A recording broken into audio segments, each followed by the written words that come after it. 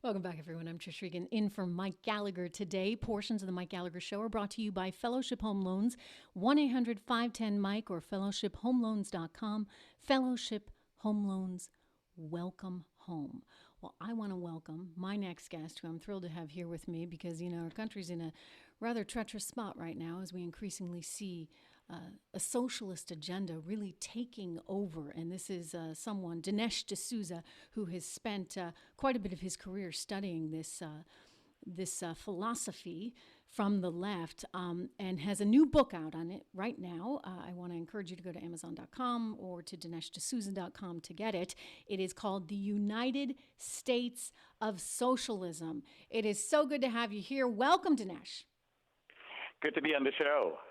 So, one of the things that I'm struck by, and you touch on, is how there's an attempt, as you increasingly try and remake an economy, to have this revolution, if you would, to become a socialist dictatorship a la Venezuela, there's an attempt to really destroy and demean and pervert history in some ways. Is that what we're seeing? Is that, in your view, what we're seeing right now?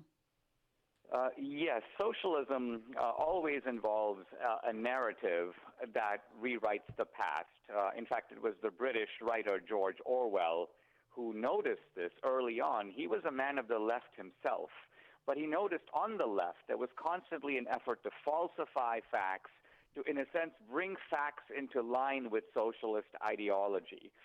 And we see that going on right now. That's part of the meaning of knocking down all these monuments. It's an assault on history the way it happened, and it's an effort to replace it with a kind of new narrative. It's important to realize that in Venezuela, socialism didn't come right away. When Hugo Chavez was elected, and he was freely elected the first time in 1999, he denied that he was a socialist. He said, I'm not going there. It was only 7 years later that he started the Socialist Party of Venezuela. So the lesson here is that in Venezuela, we got creeping socialism that became worse and worse. And I think the Democratic left is trying to sell the same thing here. It was the same kind of thing, too. I remember listening to him speak when I was reporting from Caracas, and I would hear him talk about sort of evil imperialism, the evil white European that basically corrupted all of Venezuela. And it's a similar theme that you're hearing now echoed in the United States. Is it an effective political tactic? It is effective because in the United States, as in Venezuela, it taps into something that is very deep. Venezuela, the history of South America, is shaped by colonialism, and Hugo Chavez was very cunning in portraying himself as sort of the black man, the man of Indian or indigenous roots, and to demonize not only the rich but also the white man. So the point here is that we're seeing a new kind of socialism. Classic socialism was really just about the class divide, but what Hugo Chavez did was he mixed in a new factor, the race divide. And we see that here in America, too. So I call it identity socialism because it's a kind of a marriage between classic socialism and identity politics. Look at the incident that has set off the big explosion in America. It's not some union guy demanding higher wages, but rather it was the killing of George Floyd. In other words, the attempt to impose on that incident a racial narrative to drive a wedge into society. Mm-hmm. Right. And you're back at identity politics.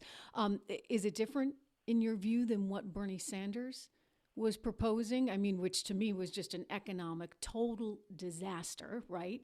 But this feels like it's not just economic, but it's this sort of revolution that they're egging on with a huge identity politic, racial component to it. Absolutely. I think that Bernie Sanders' socialism is a little antiquated. I mean, here's a guy who honeymooned in the Soviet Union. He praises bread lines.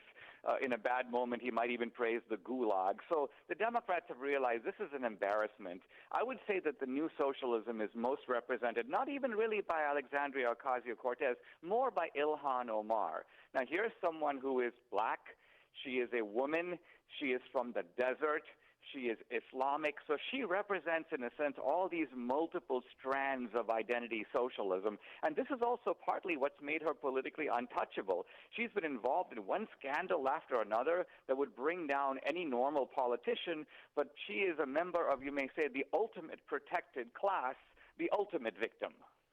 Well, I mean, that's the problem too right now, right? And I think we were talking earlier about polls, for example, and polls being so skewed and people not really being able to say what they actually think, because there's a danger right now. If you are a conservative, that is somehow equated with the worst possible thing you can be called, in my view, which is a racist. And so I think that people are reluctant, that have a conservative ideology, that don't believe in a revolution. They're sort of afraid right now, Dinesh, to say that because the risk is too big.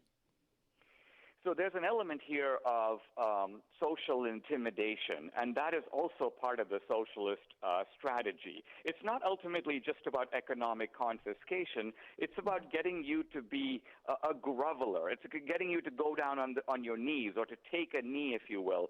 I remember a couple years ago, I was researching my last book and movie in Munich, and I was looking at all this historical footage of Germans who were flying the swastika flag off their balcony, and I thought to myself, why are they doing that? I mean, they do these Heil Hitler salutes, but Hitler's not around, so why do you feel the need to do that?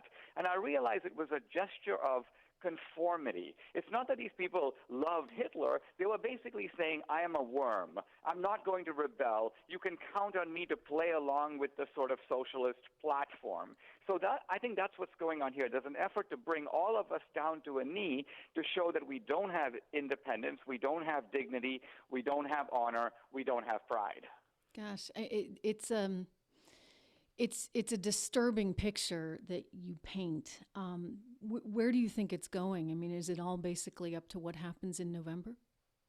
I think it's coming to a head. I mean, first of all, I do think that it's reached the point where it's essential for the federal government to step in, break up some of these paramilitaries, liberate some of these so-called occupied zones, because citizens ultimately should not be taking the law into their own hands. We don't need to form private vigilantes or militias to defend ourselves. That's why we have a government. But it's almost like the government has been somewhat immobilized, and it's not just because of the thugs on the street, it's because the thugs on the street have powerful allies in the media and Hollywood, and sometimes in the mayor's office in Berkeley and Portland, and even the mayor of New York City.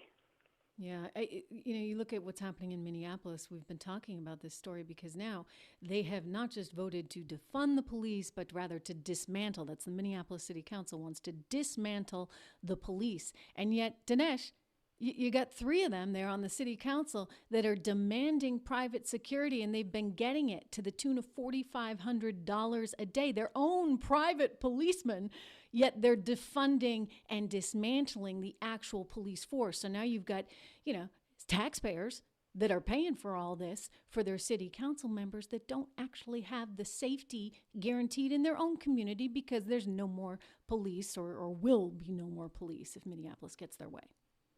So George Orwell represented this in the saying, all animals are equal, but some are more equal than others. In other words, the left always claims special privilege for itself. Look at the way people in Hollywood have tall walls that fence out bad guys from entering their homes and mansions, and yet they oppose the idea of a wall. So this kind of double standard, if you will, is built into socialism. You know that the people of Venezuela are starving, but there's a class of people, the Chavistas, who live high on the hog. The Hugo Chavez family is the richest family in Venezuela. And so what we see here is that ultimately what socialism does is it creates a two-class society in which the vast majority of citizens may be in the lower class, but there's always a ruling elite that does not play by the same rules. Indeed, and that is what we need to do everything in our power to prevent against. I mean, I think it would be such a tragedy given all the wonderful success we have had as a country and all the prosperity we have enjoyed to squander that and to turn ourselves, and it can happen. Believe me, I remember. I remember when Hugo Chavez won back in 1999, and I remember thinking, well, maybe he won't be that bad. But sure enough, 20 years later, they went from the highest per capita income in Latin America to the lowest, and it's just a miserable place now thanks to miserable policies. Dinesh D Souza, brand new book out, United States of Socialism. You can get it on Dinesh's website. Such a brilliant thinker, politically and economically. I'm so glad to have you here, Dinesh. Thank you. It's been my pleasure. All right, we are going to take a quick break. We're going to talk a little bit about the national anthem when we come back. a song I am always very, very proud to sing. And yet now, our national anthem is under attack. I'll explain.